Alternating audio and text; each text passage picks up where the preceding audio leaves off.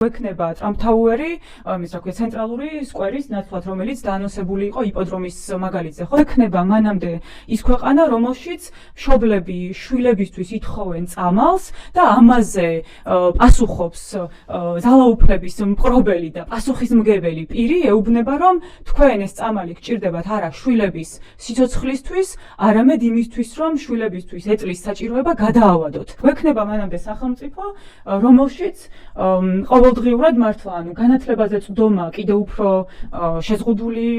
ხდება, სადაც ადამიანები ციხეში ხვდებიან, იმიტომ რომ მათ გააჩნიათ პოლიტიკური აზრი და მხოლოდ ამიტომ სხედან ისინი ციხეში და გვექნება მანამდე ის სახელმწიფო, რომელშიც ნებისმიერი ინიციატივა, რომელიც შეიძლება პირდაპირაც კი არ იყოს ქართული ოცნების პოლიტიკისადმი კრიტიკით განწყობილი, ამ კრიტიკად მოისაზროს, თუ კი ეს რაღაცა მოგების განხორციელებას შეუშლის ხელს.